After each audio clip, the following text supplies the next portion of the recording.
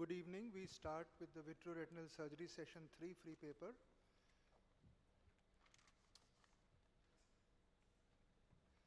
And hopefully all the presenters are here for this session. So while before we call the first speaker, it's imperative to note that the talk should be on time. Please stick to your time, because otherwise negative markings will be there. And just joking. And the second speaker should stand after the first speaker begins. And likewise, it should follow serially.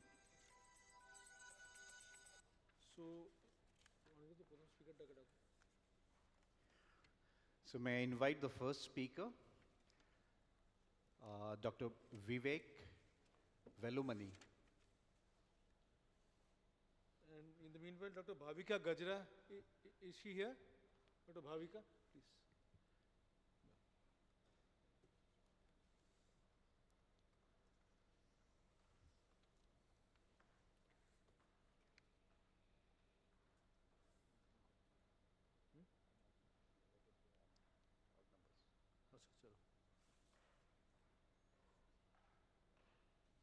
You are Dr. Vivek, right? Yes. Yeah, please start.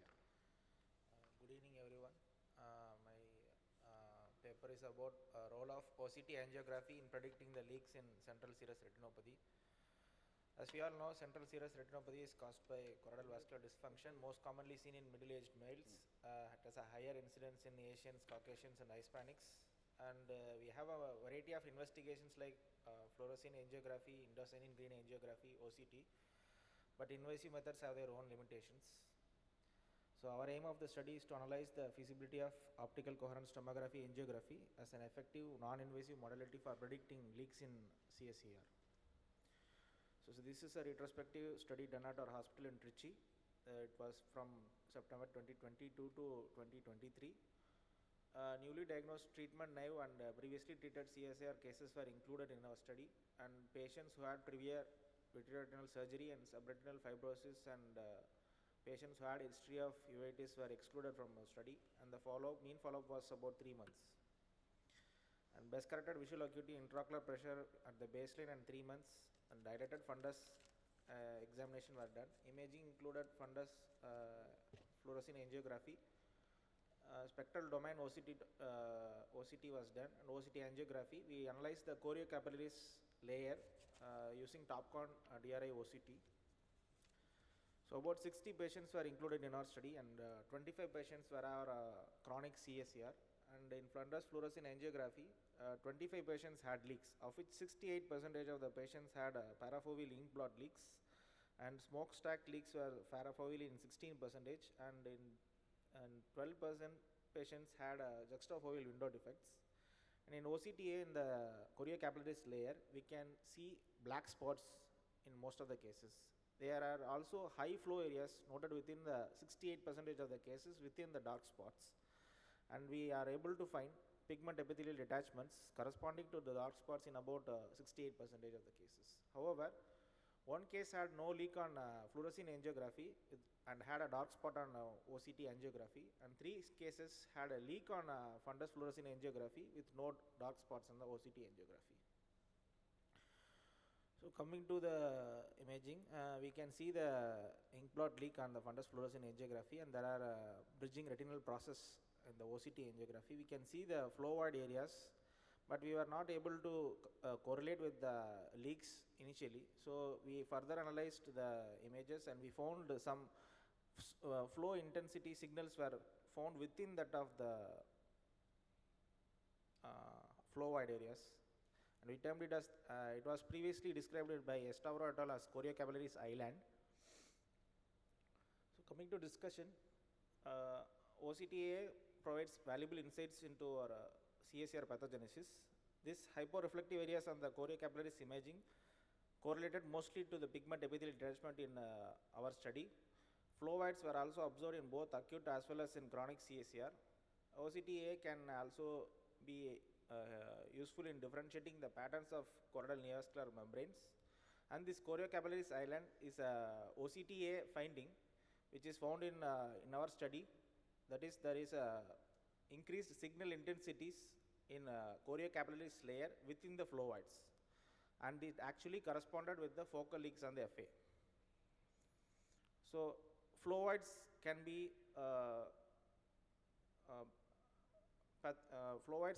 derived by the sluggish flow of the choriocapillaries. It may be due to mechanical compression by the related large choroidal vessels, and there may be an underlying shielding effect of the underlying retina with false flow impairment, and it can be seen. And Zhang et al. Proposed that the side walls of the detached retina and pigment epithelial detachment can further contribute to signal attenuation, and they suggested Swepso's OCT for a better delineation of the flow signals. Our study has a number of limitations, being retrospective in nature, and it had limited follow-up of only 3 months, and we didn't do manual segmentation, and the FA details was not available for all patients, lack of ICGA for further validation, and Swepso's OCT was not used in our study. We had used only spectral domain OCT. Fellow analysis was not included in our study. So to conclude, OCTA is a valuable non-invasive tool for diagnosing and monitoring CSER. Choriocapillaris island is a valid finding, and it can predict the evolution of choroidal neovascular membrane and potential leaks. But however, fundus fluorescein angiography is the gold standard in predicting the leaks. This finding can be used to predict leaks in patients who are not able to undergo FFA. These are my references. Thank you. You yourself said, yeah. So as you yourself said that FA still remains the gold standard in this situation, because for one situation that comes to my mind. So what would your opinion be? The question is that on the basis of the pinpoint leakage in FA, we can do focal photofermentation laser. Yes, sir. Of course, nowadays micropulse laser is also available, but traditionally green laser can also be done. Focal photofermentation, Yes, not a photocoagulation, photofermentation. But you can't do that using OCTA. We have thought of using a non-invasive modality for patients who are not able to undergo. Yeah, that's it. Because we are having more false positive and also false negative are also seen in our cases, sir. Did We you cannot- do laser based on your octa finding? No, sir. I wouldn't do. Thank you so much. Thank Would you. just like to ask the panelists as to are you routinely doing angiography in the CSR cases? The free paper session actually Right. doesn't warrant discussion Sure. internally. Sure, So maybe later. let's move on to the next paper. Sure, absolutely. Yeah.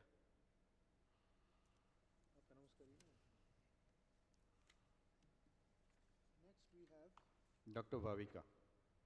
Yeah, you can start. May I start, sir? Bhavik. Bhavik, Good yeah. evening. I'll be presenting on comparison between wide field fundus imaging and smartphone-based imaging for screening of retinopathy of prematurity. Dr. Apurva, you can come in the dais. Be ready with your next presentation. Yeah.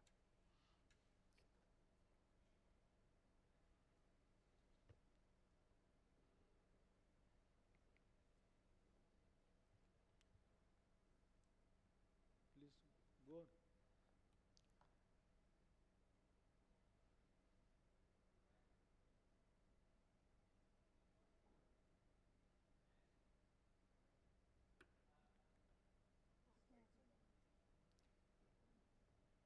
Slides are not moving.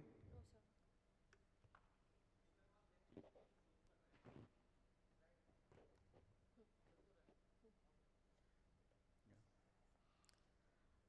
Good evening. I'll be presenting on comparison between wide field fundus imaging and smartphone-based imaging for screening of retinopathy of prematurity.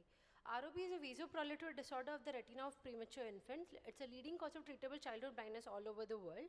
In India, its incidence is reported to be between 38 and 51% and is said to be rising due to higher premature overall birth rate, increased survival of premature infant due to better care, and inadequately monitored oxygen levels. There's a paucity of trained ophthalmic experts required to screen at all risk infants. Binocular indirect ophthalmoscopy is the gold standard method of screening, but due to paucity of trained ophthalmology, while for digital systems such as RetCam or Retina camera have gained popularity. It has a 130-degree field of view and allows for excellent peripheral imaging. However, it's expensive, non-portable and contact-based. RetCam Shot is a portable version of the same and is an excellent tool for tele-screening. However, it's also costly. The Made in India RetCam or MI RetCam is a device that utilizes a smartphone's inbuilt camera and flashlight with 20 diopter lens for non-contact fundus imaging. It is easy to use, portable, allows for non-contact assessment documentation of images. It has a smaller learning curve. The image acquisition can be done by non-expert examiners such as pediatrician, paramedical staff in the NICU, and hence it is suitable for tele-screening. Smartphone-based fundus imaging has already been used for screening of diabetic retinopathy and glaucoma, but there is a lack of study for its application in ROP. Literature lacks large-scale head-to-head comparison for smartphone-based and standard wide-field imaging for staged ROP. Hence, we aim to fill that gap by evaluating the clinical correlation between the two systems for staging and classifying ROP and to assess its potential as a tele-screening tool. As was a prospective cross-sectional study conducted over 18 months on 138 eyes of 74 infants with staged ROP. Demographic data was recorded for every baby. Fundus examination was first done using binocular indirect ophthalmoscope. The BIO findings were not considered for purposes of comparison. Following which eligible eyes underwent imaging with the two systems, RetCam and MI RetCam. The images from both devices were randomized and presented to a single mass grader. The images were assessed for zone and stage of ROP, plus this is aggressive ROP, and for treatment requiring a referral warranted ROP. MI RetCam detected the ROP in 104 eyes out of the 138 eyes, missing it in 34 cases. However, all missed cases were non-treatment requiring ROP. Hence, the overall sensitivity was about 75%. For identifying treatment requiring and referral warranted cases, MI RetCam demonstrated a perfect sensitivity of 100% and the specificity was 81 and 77 respectively. Thus, none of the treatment requiring referral warranted cases were missed by the MI RetCam. The kappa coefficient was 0.79 and 0.69 respectively, indicating strong agreement between the two systems. These are some of the images captured by RetCam and MI RetCam. This image demonstrates zone 2 stage 1, zone 2 stage 2, zone 2 stage 3, and zone 1 aggressive ROP. Thus, our study demonstrated that MI RetCam is a reliable tool for screening as it did not miss any case requiring treatment or referral. The overall image quality is considered good. The cost of MI RetCam is significantly lower than that of RetCam, making it feasible for mass screening programs. Because of non-contact design, it reduces risk of any ocular trauma or systemic distress. However, it does have certain pitfalls. It missed mild ROP cases. However, all cases were non-treatment requiring. And as the goal of screening is to identify all treatment and referral cases, MI RetCam seems to achieve it with its perfect sensitivity. There is a higher rate of false positivity, which can lead to unnecessary referrals. Due to its narrow field of view, imaging of zone 3 remains difficult. The quality of image, though generally good, it can vary depending on the smartphone use. All these problems can be addressed through standardizing the tele-screening protocols and the smartphone used for screening and a better training of the paramedical staff for acquiring the images. Thus, MI RetCam has significant implication for tele-ophthalmology-based ROP screening due to its accessibility, effective identification of treatment and referral warranted cases, and its patient safety.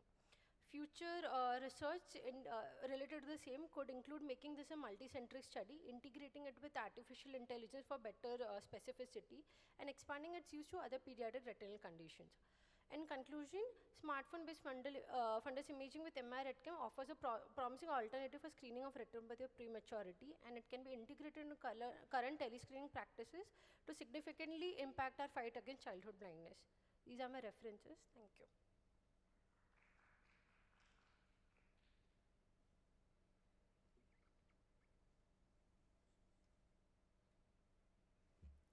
Have you tried to compare the quality of image from a standard RetCam and this? So how it can be quantified? In this study, we did not quantify, sir. Our the main tool that led us to judge how the quality is whether the zone and stage is correctly identifiable. If the image quality was poor, in all the images, we had to discard only 5 image sets for poor quality. Okay. Thank you. So next speaker, Dr. Apurva Vagla. Good evening, everyone. Tamojit, you can come on the stage and be prepared. Good evening, everyone. My topic for presentation is efficacy of topical interferon as a newer modality in pseudophakic cystoid macular edema.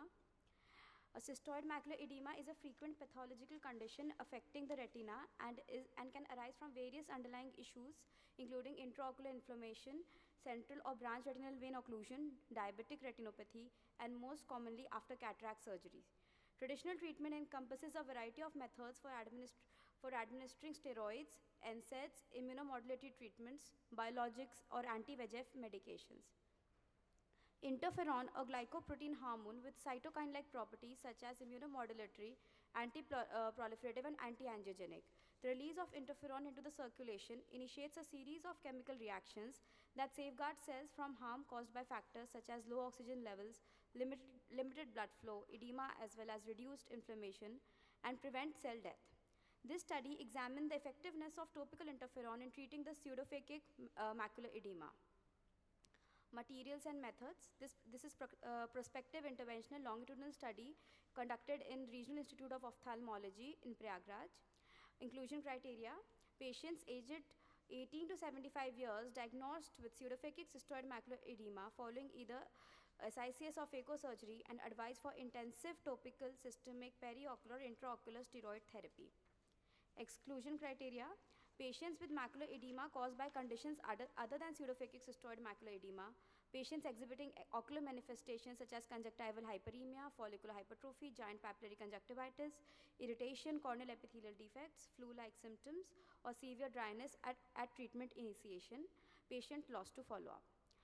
Topical interferon alpha to beta eye drops were prepared using subcutaneous interferon 3 million international units diluted in 2.5 ml of sterile water to create a 3 ml solution of 1 million international units per ml. Patients were instructed to store the prepared solution at 4 degrees Celsius and used it as directed. Participants were divided into two groups of 8. The experimental group received both topical interferon and intravitreal steroids, while the control group received only intravitreal steroids. In the results, the above table shows comparison of vision between groups in pseudophakic cystoid macular edema by independent sample t-test and in all time durations, and there was no statistically significant difference at every point of time except at 1 month, which is highly statistical at p-value less than 0.01 levels. In the table, the above table shows comparison between the groups in central macular thickness. The above table in pseudophakic cystoid macular edema at all time durations shows no statistical significant difference at p greater than 0.5 levels, except at 2 weeks, 1 month, 2 months, which show statistically significant difference at p values less than 0.05 levels. These are the images of a patient in pseudophakic cystoid macular edema case group, in which it was completely resolved at 4 weeks post-treatment, whereas in control group, the macular edema was still there at 4 weeks post-treatment. Discussion. Central macular thickness showed statistically significant reduction in at 2 weeks, which became highly significant at 1 month and remained significant at 2 months follow-up. But at 3 months and 4 months follow-up, control group also showed a reduction in CMT equivalent to case group. The mean time taken for complete resolution of CMT in case group in pseudophakic cystoid macular edema was 4.6 weeks, whereas it was 11.6 weeks in control group. Best corrected visual acuity significantly improved at 1 month post-treatment in case group compared to control group, but at later follow-ups was statistically insignificant. PCR was present in 5 out of 8 patients in case groups as well as control group. This might be the reason of penetration of eye drops in the posterior segment of the eyeball and such dramatic improvement in CMT and vision in 1 month. 5 out of 8 patients in a short case series with pseudophakic cystoid macular edema by Cavalli et al. Showed substantial recovery in less than a month, and it was assumed that this was connected to posterior capsular opening.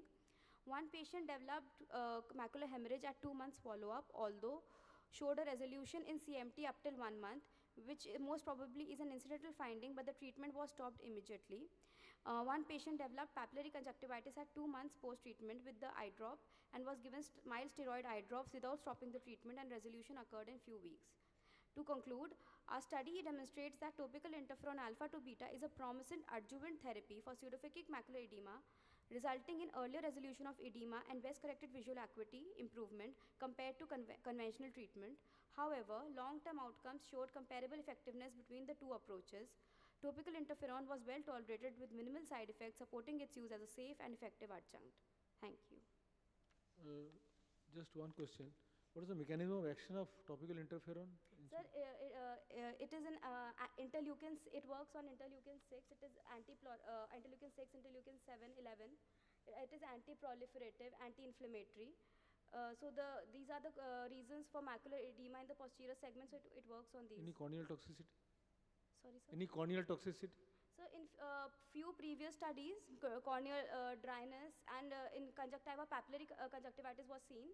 But in our study, sir, only one patient had papillary conjunctivitis, which was resolved, and corneal dryness was not seen. Thank you. Thank you, sir.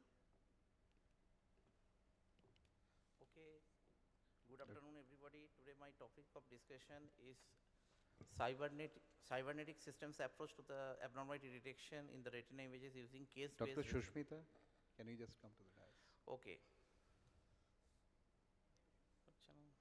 Tamaljeet, you can continue. Just.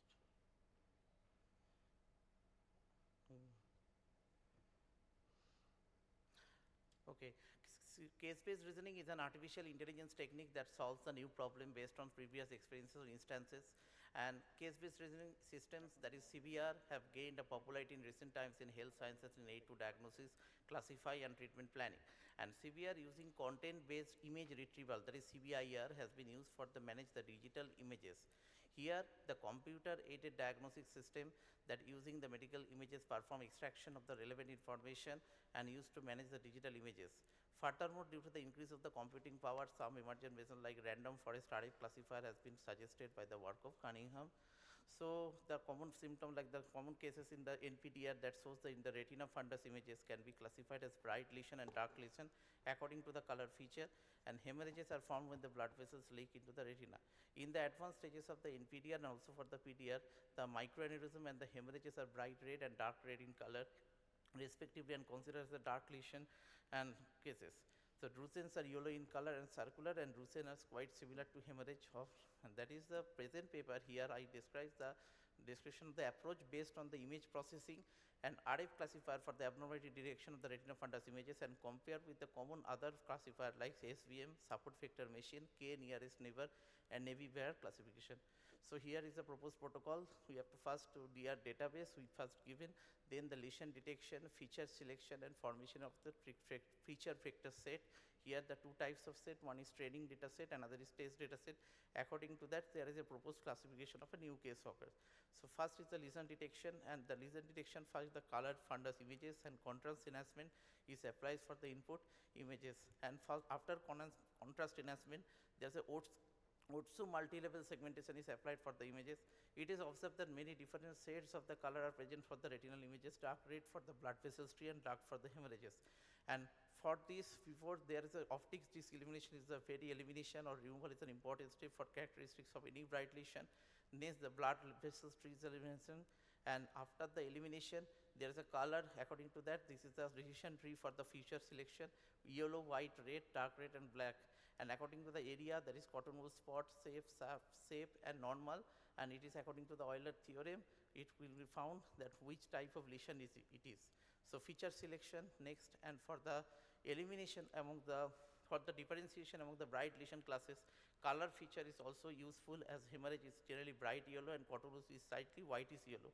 So this is the first the image, then the red free images, and afterwards there is also segmentation done, and the blood vessels tree and the optic disc elimination done. So this is the categorical values for the low level feature for the different classes according to the color, sharpness, shape, and size. The hemorrhage, CWS, the microaneurysm, hemorrhage, and drusen are classified. Random forest classifier is an enabled classifier that is consists of a collection of the several decision trees, and it according to the time also. And but K nearest classifier, this is algorithm, it is the basis of similarity of the new case with the neighbors. Navy bias classification is on the theory of the conditional probability.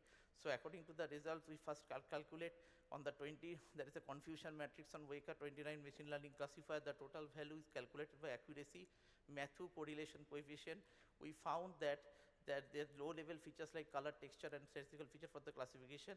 It is the 4 classifier we have used, but in terms of sensitivity, specificity, accuracy, it is found that random forest and SVM give the better result than KNN and NB. It is found that that is according to the picture, there is RF classifier is 94.58 and 95.1 compared to the SVM, and it is much more greater than the NVR KNN. So conclusion, my paper is an attempt to develop a CBIR system for developing CBR approach to the direction of retina abnormalities caused by diabetic retinopathy and ARMD, and the early detection of the disease can be suppress the progress of the lesion and minimize the loss of vision.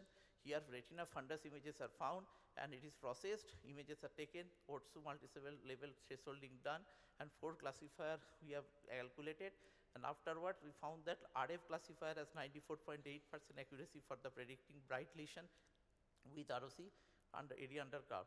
As this is a future work, will also consist of including more images in the case database to provide greater accuracy, as well as images from the local hospitals to further upgrade the case database. And this is, thank you. My question is that for a usual clinical person in retina practice, can this be used with ease? Yes, sir. Actually, we have to take the images, fundus images from the local, that is the case database, and we have to compare with the local person, the images, fundus images, and by comparison we can calculate that which type of lesion it is, and how much chance of progression to the diabetic retinopathy or etc. So it depends on the quality of the pictures. Yes, sir. Actually, there is some, that is a totally the database. Basically, it's a standard database. First, 210 pictures are taken from the common pictures like the diabet or the eophtha and mesidor. These type of pictures are taken, and this is to be compared with the normal pictures. So it's a normative compared with a normative. Compare, and if the further progression of any chances of further progression of diabetic retinopathy or ARMD progression is to be calculated by this. So how sensitive it is to detect an hard exudate and a drusen? Actually, sir, according to totally calculated first by the color. So the first color taking that if the hard exudates, basically it is a that is a drusen is basically it is a yellow in color, and hard exudates basically it is a white is yellow. So according to this color is we have to calculate it according to the random forest classifier, and this classification basically gives the total direction that what it will be the lesion according to the Euler theorem, that is the Euler value. It calculates that what types of lesion it is and how it.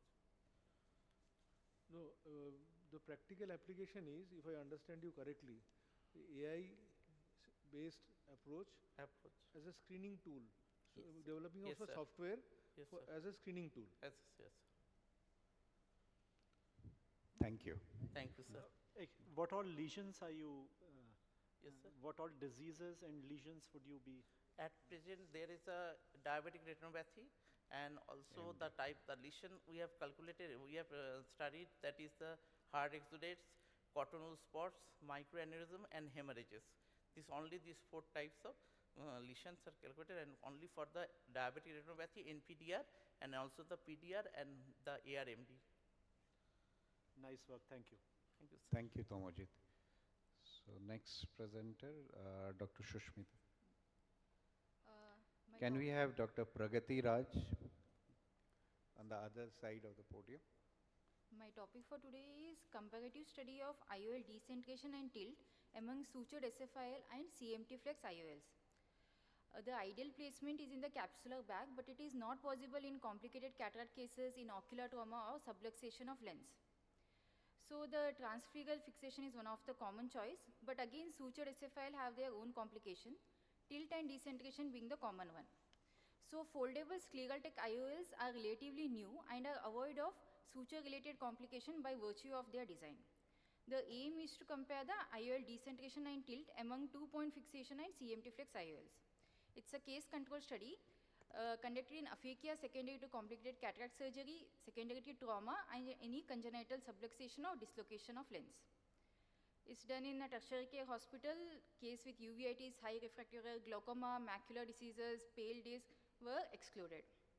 Following parameters were assessed like visual acuity, autorefraction, slit lamp, fundus, and OCT.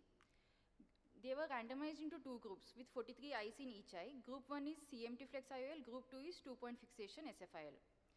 The post-operative IOL decentration and tilt were measured using anti-gown machine All the measurements were done at 1, 2, 3 and 6 months post-operatively. The IOL decentration and tilt was calculated using ImageJ software. As you can see, the A is the visual axis, the R is the spur-to-spur distance.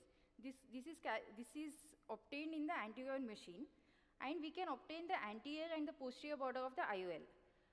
The parallel line is passed where these two borders intersect. That is the plane of IOL. B is the center of the IOL. The difference between A and B, that is the IOL center and the visual axis, gives the IOL decentration. Now coming to the IOL tilt, angle R is the angle between the visual axis and the spur-to-spur distance. And angle C is the angle between visual axis and the IOL plane. The difference between these two gives the angle of tilt. This is a post-op image. In the results, 22 were male and 21 were females in each group. The mean age was 41 in group 1 and 48 in group 2. The pre-op BCVA was logMAR 1.43 and logMAR 1.77 in group 1 and 2 respectively. There were no significant difference in the post-operative BCVA in both the groups. Now coming to the IOL decentration, at 6 months the horizontal IOL decentration in group 1 was 187, whereas in group 2 was 296. Whereas vertical IOL decentration in group 1 was 143 and in group 2 was 294. Both of these were clinically significant. Coming to the horizontal IOL tilt in group 1 was 1.2 degree, whereas in group 2 was 2.7 degree. Whereas the vertical IOL tilt in group 1 was 1.23 and in group 2 was 2.6. All of these were clinically significant. It can be seen that CMT flex IOL had lesser tilt compared to the sutured SFIL. There were few post-operative complications like cystoid macular edema which resolved following posterior subtenon triamcinolone injection. Now coming to the discussion, 2-point fixation is more commonly used, but there is increased incidence of tilt and decentration which induce higher order aberrations. Around 2 to 3 degree tilt and 0.2 to 0.3 mm decentration commonly goes unnoticed, but larger extent of tilt and decentration has negative impact on the optical performance like visual acuity, dysphotopsia, wavefront aberration, and subsequently the patient's satisfaction. Study conducted by Zhang et al. And Sul also showed that the decentration and tilt were higher in the sutured group compared to the non-sutured group, but this was for the, they have conducted it for the Yamane. Now, the study conducted by Nivian also showed that the long-term effectivity of CMT flex IOL.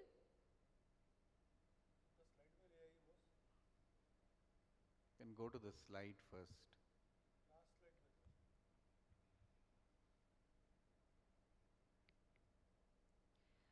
Study conducted by Nivian showed that the CMT flex IOL is an effective method to correct aphakia with reliable and safe long-term result. There were no decentration or any dislocation, haptic exposure or retinal detachment noted for a follow-up period of 2 years. No eyes required any resurgery. Conclusion, it is CMT flex is a reliable, safe option in planning secondary IOL. This technique provides an anatomically well-centered and stable IOL with significantly better tilt and decentration profile compared to sutured SFIL. Now coming to the limitation, the prolonged follow-up periods were needed for assessment of long-term outcomes. Measurement of higher order aberrations could have added more value to the study, and the larger sample size and including other group of SFIs like Yamane or Kenabrava could have added more value to the study. These are my references. Thank you. So I was just coming to that. Wonderful presentation. You could have shown a video also of the surgery anyway, but the comparison between others, sutureless SFIs is very important. Yes, sir. And one more thing about the CMT flex is it is less manipulation of the tissues and it is sutureless, so the suture related complications are less. And it is a surgery which can, the learning curve is very short. That is what, compared to the other study, the CMT flex IOL have a better profile. I know where you are doing your practice, but just for the scope of yes, sir. Do you routinely do a vitreous base? Yeah.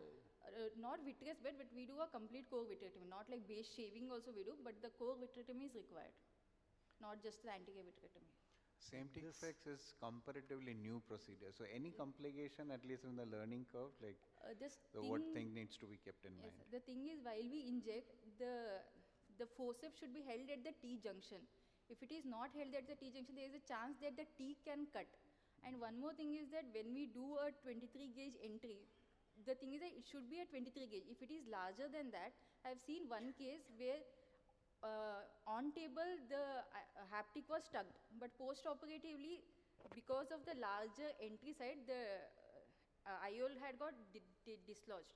I think that is also one of the things which should be kept in mind. The smaller 23 gauge entry and the to be held at the T junction. You must do a comparative analysis with Carlevale lens. You know, Carlevale. Okay. You must have heard of Carlevale lens. No, sir. Using the specialized forceps for this. Yes, sir. Specialized. How much is the lens costing? MRP is 5,000. Right, correct. This is done by Appaswamy. Appaswamy Associates. It was prepared by Dr. Nibian, by Indian. And what is the difference in biometry, power calculation in such cases? No, biometry it's the same. What we use for the routine CMT flex, that only we use. Correct. Thank you. Thank you. Thank you. Next, Dr. Pragati Raj. And can we have the next speaker, Dr. Gitanjali? Good evening, everyone. Today the topic of my topic. Can you fix your mic? Yeah, better. Good evening, everyone. My topic today is a comparative study of wide field ICG angiography in pachychoroid diseases, no financial interest or conflict of interest. As we already know, pachychoroid disease includes choroidal thickening with dilatation of vessels in the Haller's layer and attenuation of vessels in the Sattlers and the choriocapillary layer.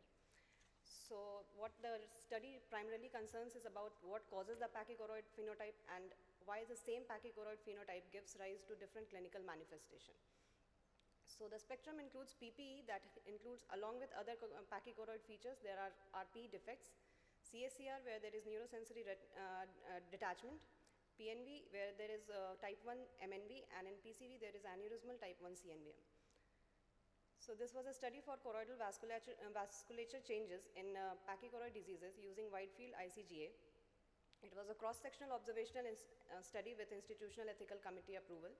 The clinical examination was done and OCT was used for the diagnosis, where the subfoveal choroidal thickness was taken to be 350 microns, and other than that, all other features of pachychoroid disease as discussed earlier. And any patient with prior treatment or inflammatory choroidal conditions were excluded. Wide field FFA ICGA was done on Mirante, and analysis was done by 2 independent observers. As a result, we found there was a male preponderance with a mean age of about 40 years, and there was 15 neovascular PCD and 25 non-neovascular PCD. Most of the patients had vision better than 618. This graph shows that the neovascular PCD predominantly had macular polyps, and in non-neovascular PCD, the most commonly seen patients were of chronic active CSCR. These are the prototype case where we see the acute CSCR with SRF and ink blot pattern leakage with NSD on OCT with pachychoroid vessels. This is a chronic CSCR where there is gravitational tract with classic teardrop sign and RP defects seen on the OCT. This was a apparently normal looking fundus with a few microaneurysm and a pachydrausin seen in the OCT. Then this was an exudative maculopathy where we saw the late leakage and staining seen with tall notched PEDs. So this was a normal vortex vein distribution where we see that the vessels are almost of the normal caliber, similar caliber with a normal watershed zone maintained. But in our cases, we found cases with asymmetric vortex vein distribution where one or the two vortex veins drained more part of the choroid rather than the other. And it was identified in early phases of the angiography. Dilated vortex veins were seen in the early phases. Then the posterior extension of those dilated vessels were seen towards the peripapillary region or macula or both. And intervortex anastomosis was seen as the loss of physiological watershed zone, and it is suggestive of vascular remodeling. Then choroidal vascular hypopermeability was seen and identified in the mid to late phase of the angiography, which correlated with the dilated vessels or intervortex anastomosis, and correlated also with the leakage and the window defects on FFA. So this is the table showing that CVH was seen in almost all cases of chronic as well as acute CSCR, with vascular remodeling seen more in the cases of chronic active cases, and neovascular pachychoroid disease mostly had patients with intervortex anastomosis. So because of the choroidal vessel alteration in the periphery, which slowly gets the vortex vein dilated and extend towards the posterior pole with intervortex anastomosis, there is excessive flow, and that causes RP damage that is more pronounced in cases of chronic active cases, and it tends to ebb away in resolved cases. So what we already knew is about pachychoroid is this, and because of all the studies done outside India, where we see that there are many choroidal vein alterations seen and classified, our study adds to that chronic active PCD has congestive choroidal changes as the global problem, and increased instances of intervortex anastomosis was seen in neovascular PCD that suggests that the congestive features are ebbed away, but the RP damage and oxidative stress becomes the trigger for the neovascularization. So this could help to understand and monitor the treatment provision and streamline the treatment protocols, and also subthreshold laser can be used in distended veins and intervortex anastomosis, and targeting dominant veins in cases of surgical procedure if we go for. The limitation of our study was about the study population, so a multicentric study with large number of cases would be beneficial. Subjective study, so standardization would increase the objectivity of the study, and ICG at successive follow-up could help us in monitoring of the disease. Thank you. So I just saw in one of the slides you mentioned opening of the scleral window to relieve the congestion, as one does so often in uveoscleral increased outflow disease like nanophthalmos, the sclerectomies. So you are suggesting a similar procedure for this? It could be planned, sir, but it could be planned for. Yeah. It can be planned for such, but generally we don't go for the surgical options in cases of PCD, and because we have better options with like relatively lesser invasive forms. You're right, because the choroidal thickness was the main center of attraction previously.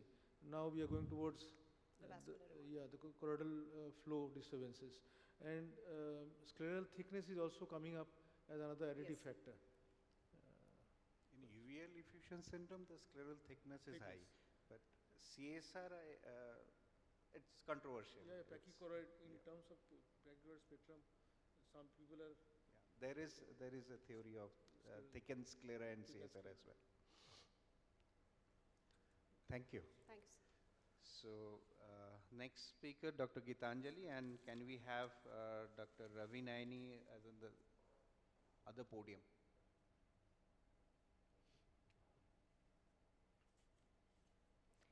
Good evening, everybody. My topic being unraveling MRI-based biomarkers of cerebral and retinal vasculature in central retinal and branch retinal vein occlusion, it being a comparative study. So we'll start with retinal venous occlusion, which being the second most common retinal vascular disease after the diabetic retinopathy. Branch retinal vein occlusion is basically a localized block within the branches, while the central retinal vein occlusion affects the central retinal vein, impacting the entire retina. Here we can see the pictures of one being the normal eye, the right eye, the left eye showing the central retinal vein occlusion, and here we can easily demonstrate the right eye being the normal and the left showing branch retinal vein occlusion, the supratemporal quadrant.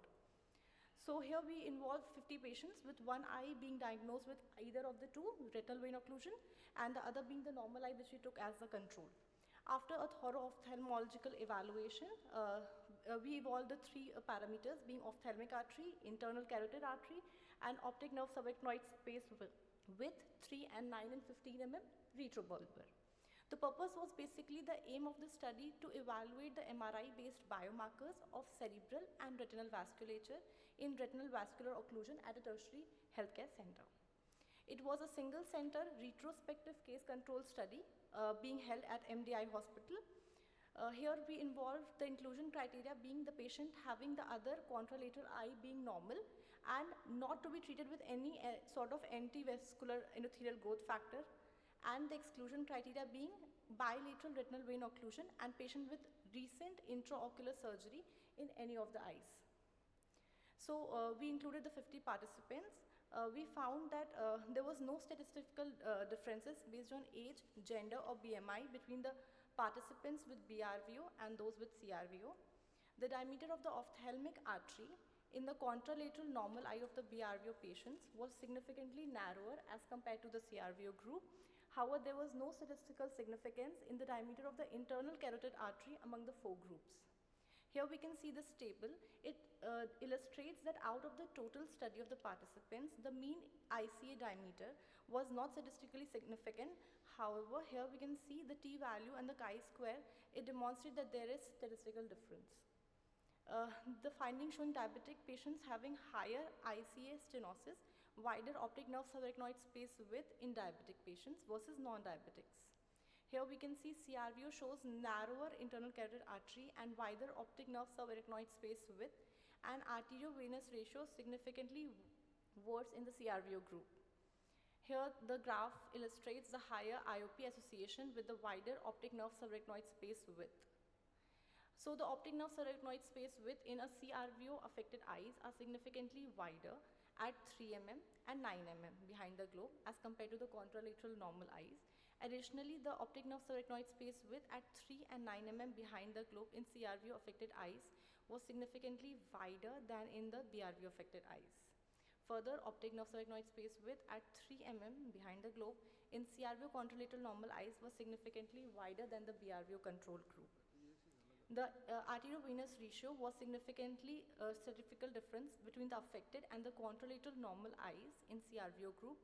The retinal venular caliber and the AVR ratio in BRVO affected eyes was significantly different in CRVO group. So this is a chart showing the difference that we found in the study.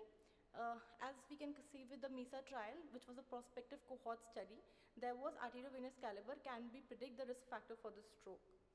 These changes in the lumen diameter are sensitive indicators of endothelial dysfunction, which is influenced by factors such as inflammation or the blood flow differences.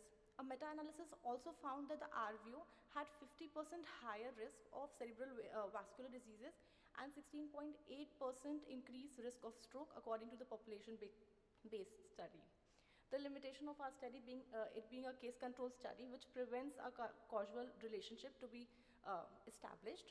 Further studies should involve a larger sample size and a well-designed cohort study. Optic nerve subarachnoid space width and invasive method is indirectly assesses CSF pressure could be replaced by more convenient technique like B ultrasound, which accurately evaluates CSF pressure by calculating the area of the orbital optic nerve subarachnoid space width. Hence, I would like to conclude that the study found that the ophthalmic artery diameter and AVR ratio was significantly narrower in BRVO as compared to the CRVO. So this can be the risk of the cerebrovascular disease higher in the BRVO patients. Therefore, patients with BRVO should be considered for MRI, brain, and angiography. So these are the references.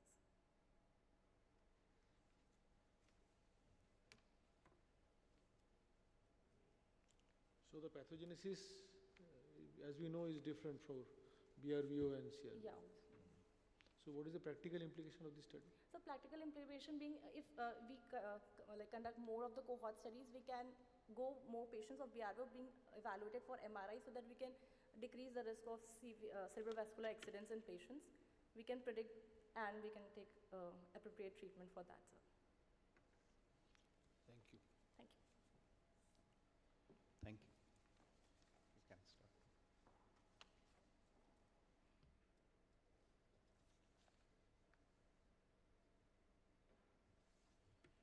A very good evening one and all. I am Dr. Naini going to present about the impact of topical adrenaline on subconjunctival hemorrhage following intravitreal injections, which is a comparative study. I have no financial interest. So as we all know that intravitreal injections are essential for the retinal diseases and the endophthalmus too. So here the most common cause is the subconjunctival hemorrhage which we are facing. So topical adrenaline acts as a vasoconstrictor, may reduce the subconjunctival hemorrhage. So in this study, we compare the incidence and severity of subconjunctival hemorrhage, post-injection pain and other adverse effects. So this is a prospective case control study which was conducted at Visakhapatnam in the month of August to September. So we have taken the population size of 80 eyes from the 80 patients, which includes the retinal diseases, and excluded cardiac patients and who have the no hypersensitivity to the adrenaline.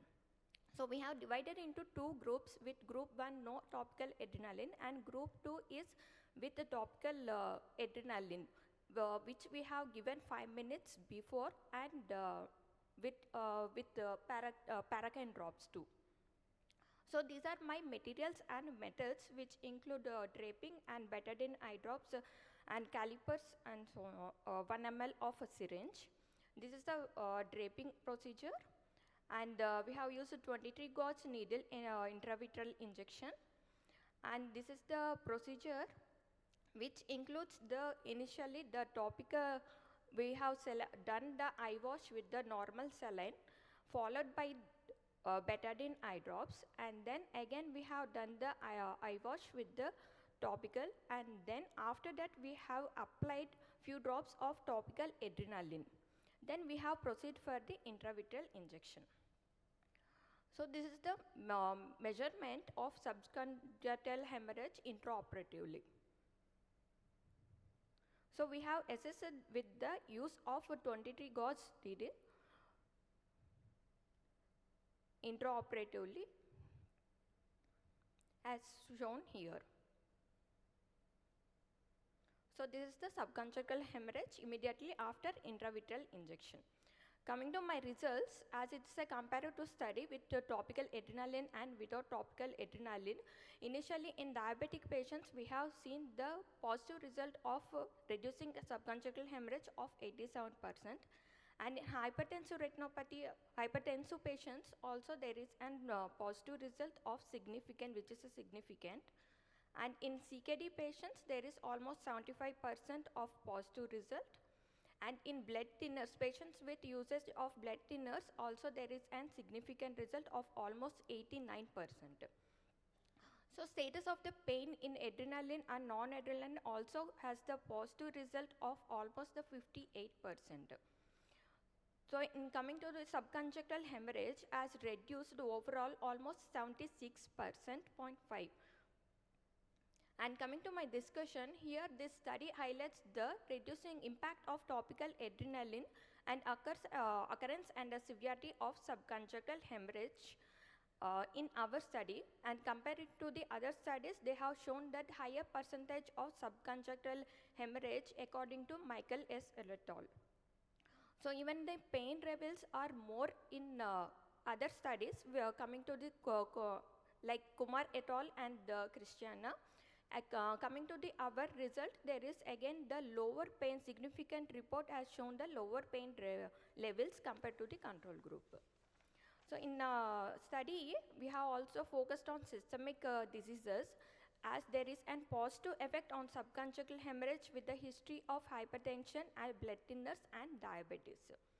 So my pitfalls are limited sample size, short follow-up, and there is an subjective pain reports, like pain assessment may vary by the patient perception.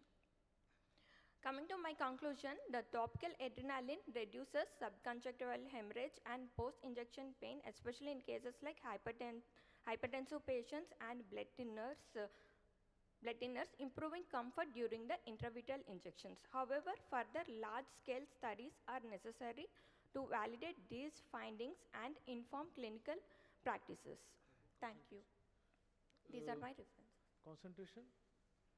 1:10,000 dilution, sir. So you're giving this topical adrenaline in all cases? We have divided into two groups, sir. There is an comparative control group and one is the uncontrolled group. As this is a randomized, we have done the masking type of technique here. So almost 40 kind of patients we have taken, sir. Because the incidence of subconjunctival hemorrhage following intravitreal injection is not that much. Depending on the studies, almost there is a 30% of incidence in complication of subconjunctival hemorrhage, sir. So to reduce even the 30% also, we have used the topical adrenaline may affect the change. because nowadays most of the patients are like cosmetically. They are more like they create, there is creating an anxiety in patients. So to reduce the incidence, we have opted it. I think the site is very important. Where you are giving the injections, it should be blood vessels, you should avoid the blood vessels. And yes, if at all there is a hemorrhage, a small cautery actually gives it. And this is not relevant to your study, definitely, but a small cautery actually helps. Good. Thank you. And even in cases of LASIK, when you do, so that becomes significant, and we use drops like Nefem and other things. Have you tried those drops instead of adrenaline? I mean, it reduces the subconjunctival hemorrhage, which is of concern, like people going for some selection or something. So Nefem type of drops, these will almost abolish the chances of having a subconj hemorrhage. So that might also be a good thing to see. Okay, sir. Thank you. Thank you, sir. Next, Dr. Obik Desharkar. Thank you, sir. Hello, everyone. Can we have Dr. Juhi over here? The next Hello, everyone. podium? My topic of presentation is torpedomaculopathy, diving deep in search for a newer classification system. This would be my flow of presentation.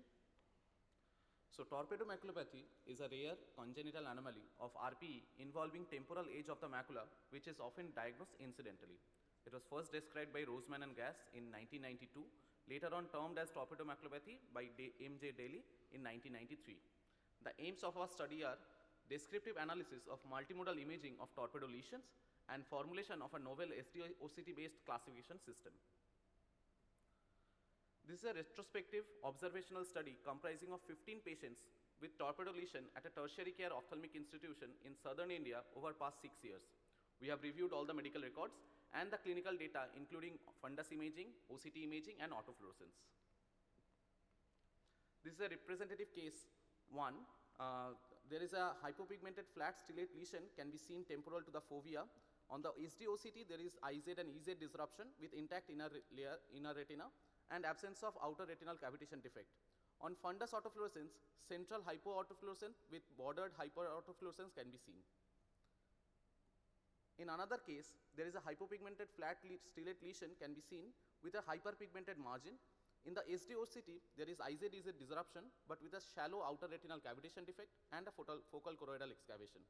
On the fundus autofluorescence, there is central hypo-AF with hyper-AF borders with stippled hyper-AF within the lesion can also be seen. So coming to our results, the average age of our study was, 37 years, ranging from 4 to 68 years.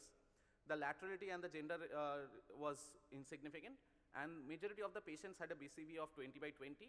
4 patients had a dimness of vision. These are ocular associations we could have seen: high myopia, POAG, optic disc pit in the other eye, NPDR, branched retinal occlusion, congenital ptosis, etc. On fundoscopic analysis, all the lesions were temporal to fovea. 10 out of 15 lesions were stellate in nature.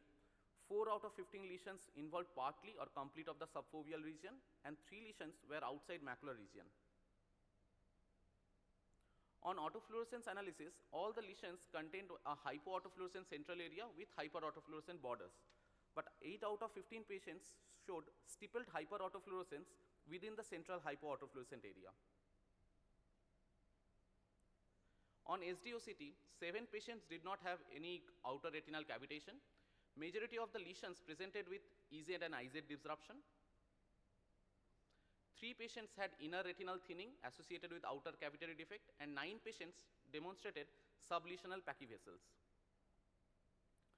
ONL thinning was seen in all cases associated with outer cavitary defect, but in 57.14% patients in absence of cavitary defect. Focal choroidal excavation was seen in 3 patients. We had 2 cases where double torpedo lesions could be seen, and 1 case where along with the torpedo lesion there was ONL cystoid cavity was there. So what did we learn? Although classically described as a hypopigmented lesion in ophthalmic literature, areas of hyperpigmented patch could be seen. Stippled hyperautofluorescence within the lesion corresponds to the photoreceptor outer segment elongation on the under surface of the neurosensory retina. It is associated with outer nuclear layer thinning also could be seen, and focal choroidal excavation and inner retinal thinning could be found individually, together coexisting with outer retinal cavitation. Based on this, we have proposed a OCT-based modified classification. There will be broadly two types, type 1 and type 2. Type 1 is absence of outer retinal cavitation on OCT with EZ and IZ disruption. Type 2 is subdivided into 4 types. Type 2A, where outer retinal cavitation defect will be there without any inner retinal thinning or focal choroidal excavation.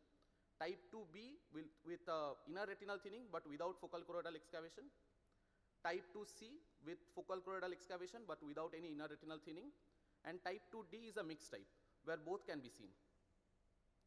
Coming to the discussion, so till date the largest data set was 13 patients described by Golchet et al. In 2009, but there was no SD-OCT based classification or anything. By Wong et al. In 2015 published the first novel OCT based classification system on 5 patients, were broadly categorized under category A and category B. By Tripathi et al. In 2018, a third variant was added in a single case documentation. Recently in 2020, Venkatesh R et al. Published their case series with 9 patients. So coming to the conclusion, this is the largest data set on torpedomaculopathy in ophthalmic literature presented till date. Novel OCT-based characteristics like ONL thinning or presence of pachyvessels associated with torpedo lesion is described for the first time in ophthalmic literature. A novel SD-OCT-based classification system has been developed based on detailed analysis, and as 3 of our cases have been seen outside the macular region, we propose the terminology should be changed to torpedo retinopathy. These are my references. Thank you. Avik. Yes, sir. Very good presentation. But there is considerable overlap between, and considering this very high number that you are seeing torpedomaculopathy is very rare to find. Yes, sir. But it's a tertiary center, I can imagine. But there is a considerable overlap between acquired toxoplasma scars, amniotic nevus, and various other scars, histoplasmosis, considerable overlap.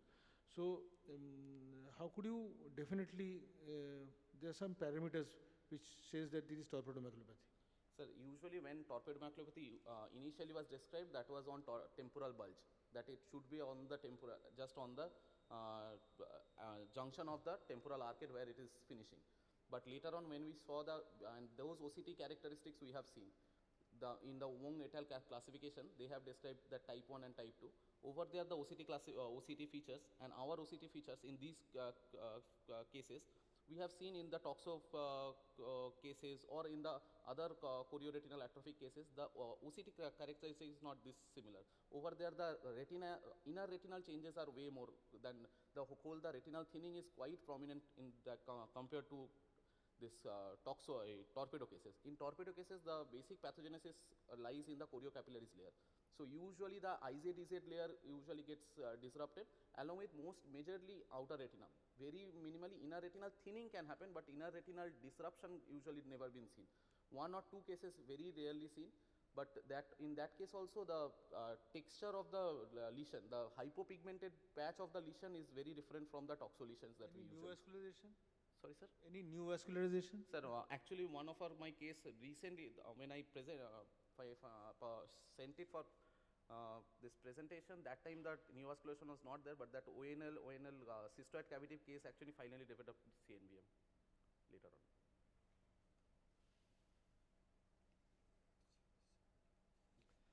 There was cavitation in some cases? Sir, 1 case only. Right. But that time, sir, when it was, we have shown the photo, that time we have done localized OCT and OCTA, but there was no neovascular complex was that time there, but right now we could see some neovascular complex generating. No fluid was seen in any? Otherwise, sir, SRF, sir, actually fluid cavitation is there. Right. So, overall there is a SRD kind of picture is there, but no fluid as such we have seen in those cases. That 1 case actually we have done FFA, but no leakage was seen. Thank you. Thank you, sir. Thank you. Next we have Dr. Juhi Sahu.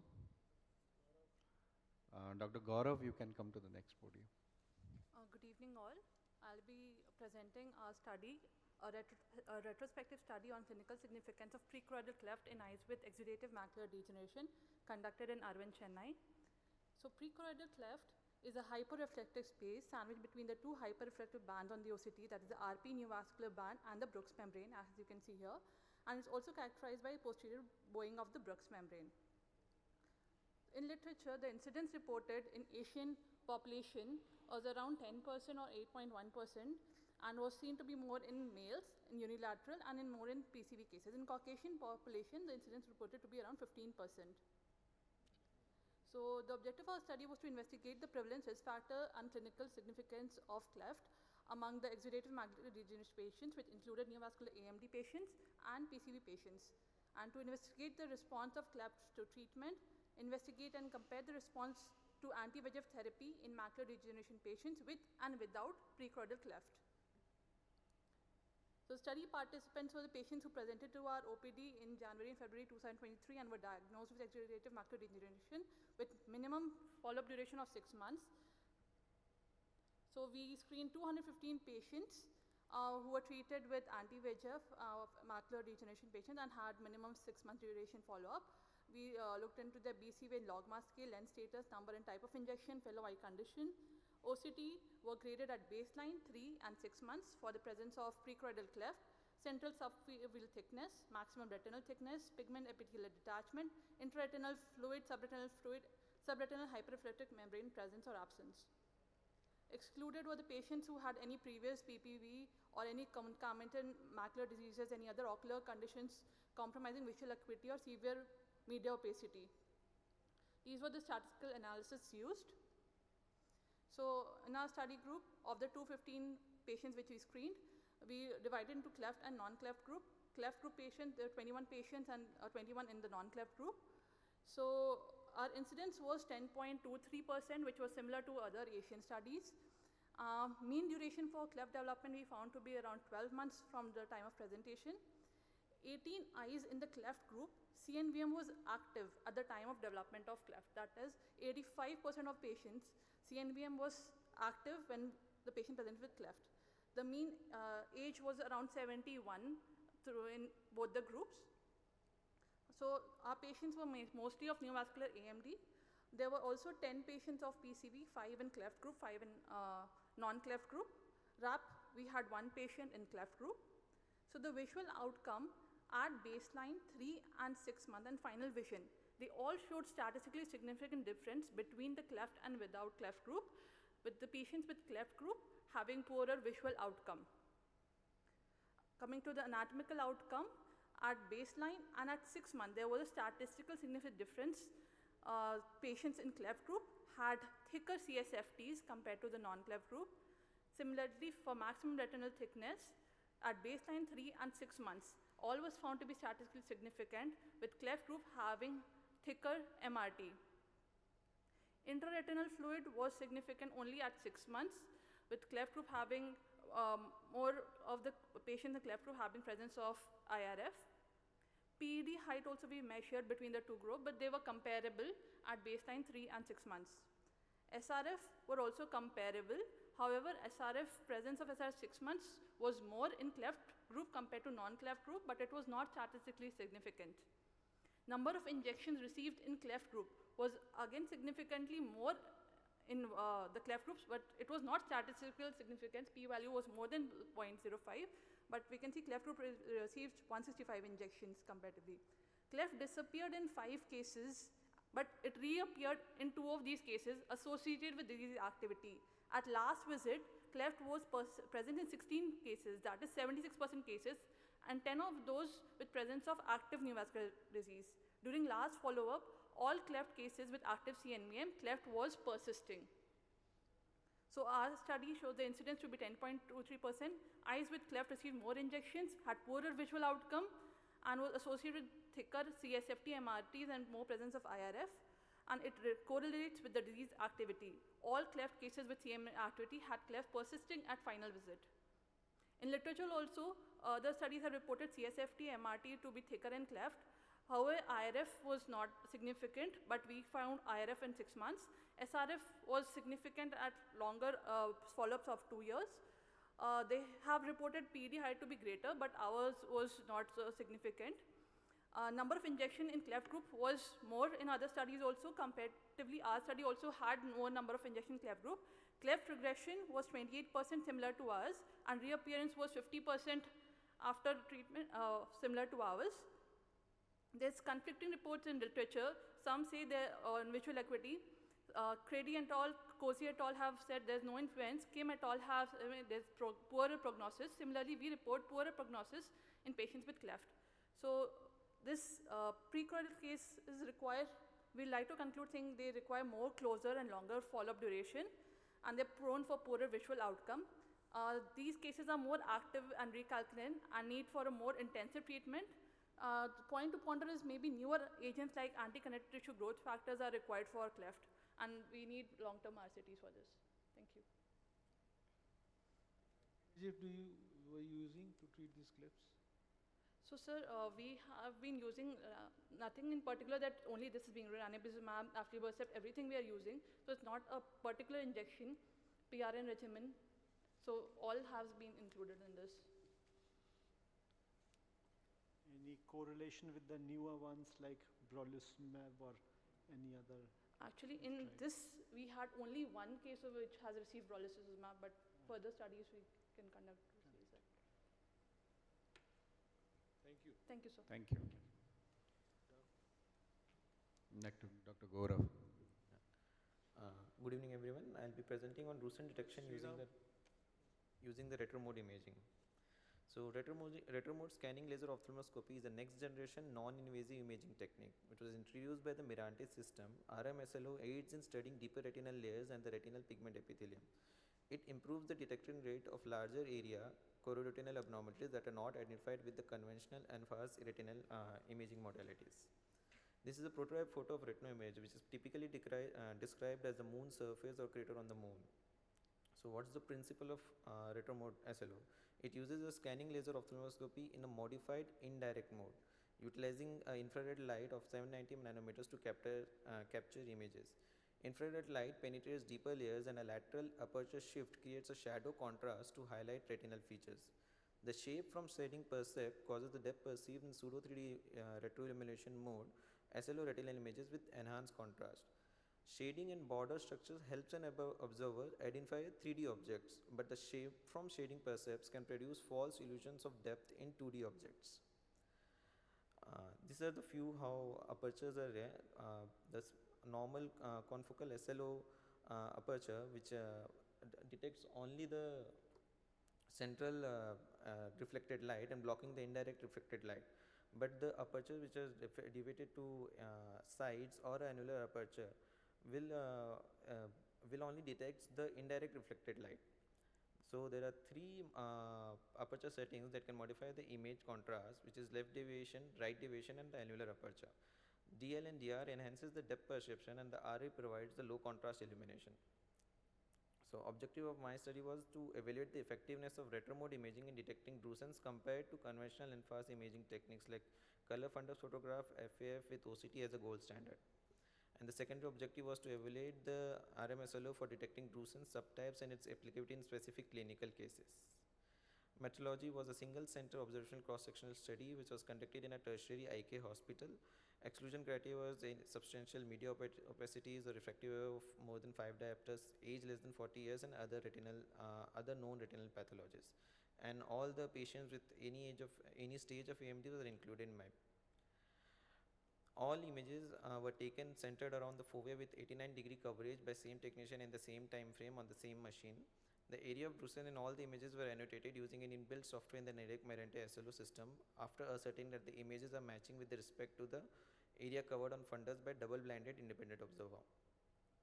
These are some annotated images taken on the same machine. And this is how few annotated images with the inbuilt software taken. The results of my studies are 24 eyes. There were total number of participants of 15, 7 females and 8 males. Out of 30 eyes, 24 eyes had a gradable images, and the mean age of them was 74.25 years.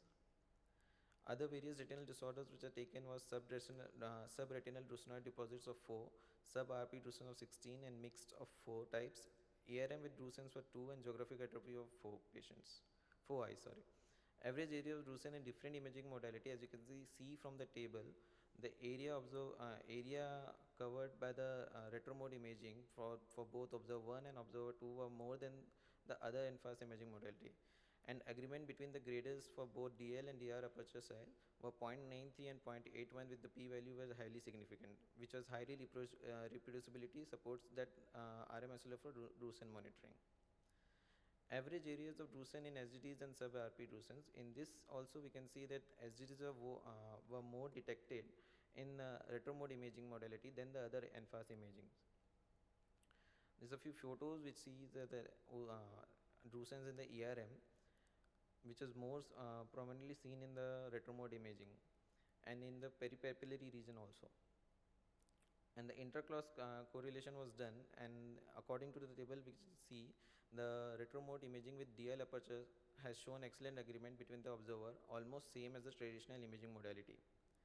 So to conclude, RMSLO is a promising non-invasive tool for AMD and offers higher sensitivity for detecting drusens.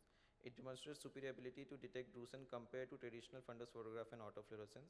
It may improve the classification and follow-up in AMD patients. It detects drusens with other pathologies like ERM or G efficiently, and also at peripapillary area with higher sensitivity than the color fundus photograph or FAF. Future directions are like integration into multimodal imaging strategies for AMD classification, and future research should evaluate long-term outcomes with RMSLO. Thank you. How this technique will help us with regards to clinical management and further understanding of the disease?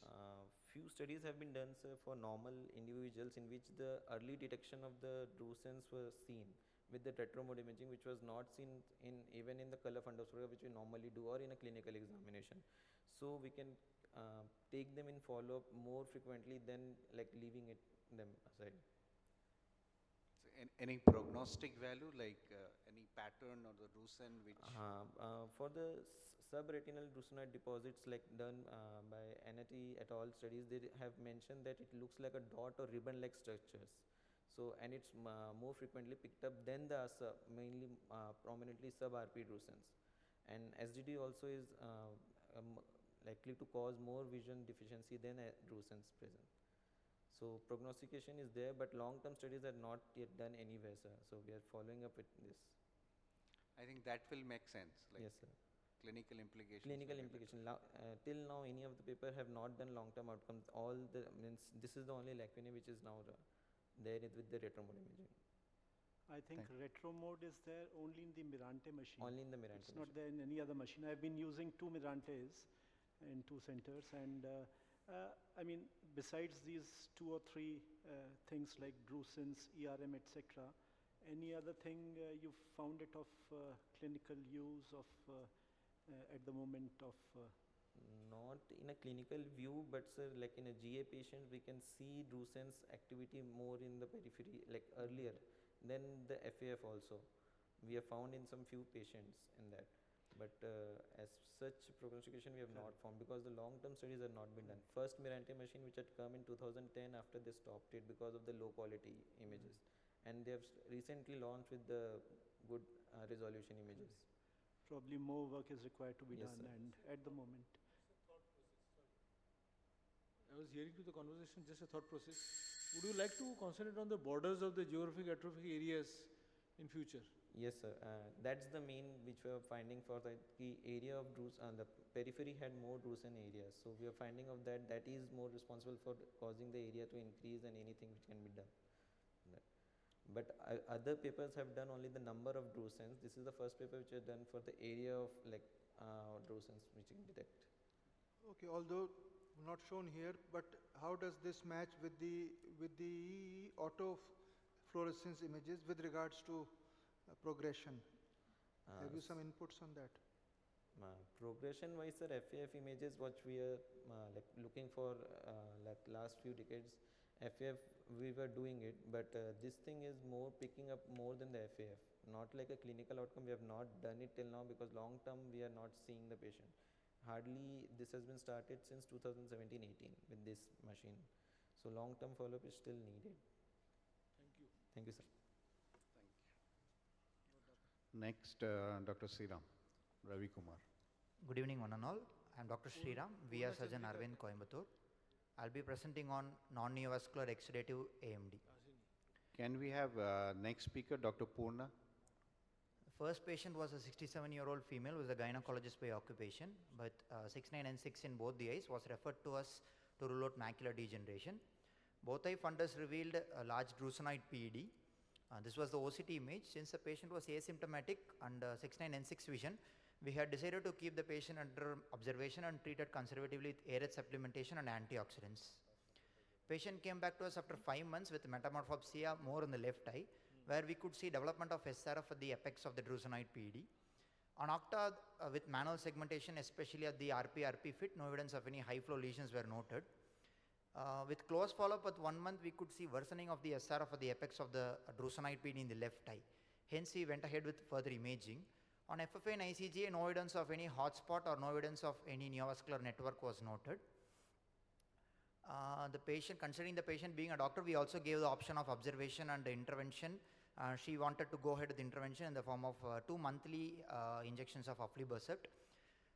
After 2 monthly injections of aflibercept, we couldn't see any significant change in the SRF, which is again suggestive of a non-neovascular exudative collection of fluid. Patient was further was managed conservatively and has been on close follow-up almost once in 3 months, and no significant difference in change in picture of the disease or signs of any neovascularity has been documented. Moving on to the next case, she was a 74-year-old female with 618 in the right eye and 624 in the left eye. Both eye fundus image shows large drusenoid PD. This was a OCT image with large drusenoid PD and SRF at the apex of the drusenoid PD with areas of sub-RP hyperreflectivity with a suspicion of CNVM. We went ahead with the imaging and no evidence of any hotspot or no evidence of any neovascular network was noted both on FFA and ICGA. Patient has been, OCTA on with manual segmentation confirmed the same findings. The patient has been kept under observation and no significant worsening or development of any neovascular network was noted till date. Moving on to the next case, the patient came to us with right eye 6-6 vision and left eye 6-24. Both eye fundus showed confluent cuticular drusen. OCT showed confluent cuticular drusen with RP undulations with SRF with subretinal hyperreflective vitelliform material. A similar picture in the left eye was also noted with RP atrophy. On manual segmentation on OCTA, especially at the RP fit, no evidence of any high flow lesions were noted. Left eye showed a projection artifact, but no evidence of any documented neovascular network was noted. FFA and ICGA confirmed the same thing except for the lace staining corresponding to the confluent drusen. Since the patient was already had lost vision in the left eye, we went ahead with the trial of anti-VEGF injection of the right eye, but no significant response to injection was noted. Moving on to discussion, non-neovascular age-related macular degeneration with SRF has already been reported, where multiple patterns of SRF associated with a similar condition has been described. Sikorsky came up with the SRF pattern of accumulation in the angular crepe between confluent drusen. Kirkus et al. Explained or documented apex fluid at associated with the drusenoid PD. Leckel et al. Also explained regarding low-lying SRF draping over confluent drusen. So these are the images depicting multiple patterns of SRF which could be associated with this novel subset of non-neovascular exudative AMD, out of which the apex pattern being the most common and most commonly associated with high rates of collapse of the PED and atrophy. So the common mechanism which could be associated is the increased distance between the choriocapillary Brooks complex and the RP and the outer retina, which can lead to RP and photoreceptor dysfunction. The apex of the drusenoid PD represents the greatest separation of the choriocapillaries and most likely location of the RP atrophy. This may explain the most common pattern of apex SRF associated with the drusenoid PD. Another important point which we should bear in the mind while treating these patients is most of them eventually end up into the collapse of drusenoid PD and advanced forms of atrophy in the form of iRORA or CRORA. So the take-home message will be drusenoid PD can develop SRF during its evolution and is a great mimicker of neovascular AMD. Multimodal imaging is mandatory to confirm the presence of neovascular network when SRF is noted.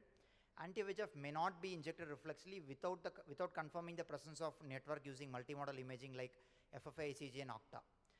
And non-neovascular exudative AMD is a sign of progression of dry AMD, and they eventually end up in atrophy in the form of iRORA and CRORA and rarely neovascular AMD.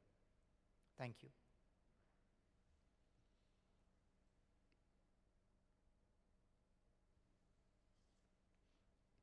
So these are the situations where not to inject. Yeah, better not to over-treat them, sir. Because most of them are transurative. Most of them are transurative and they are not associated with any underlying real neovascular network. So in these situations, if there is any sign of activity, Yes, sir. In the form of?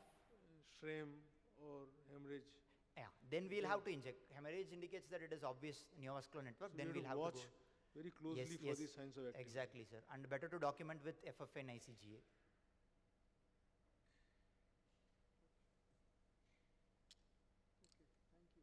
Thank you.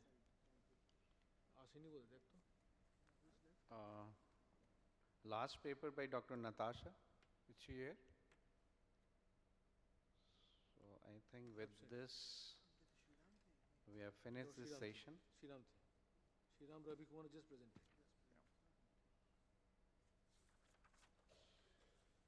So can we just request our speakers to come on the dais for a group photograph? Fantastic. Last two absent. No, yeah, last two is absent.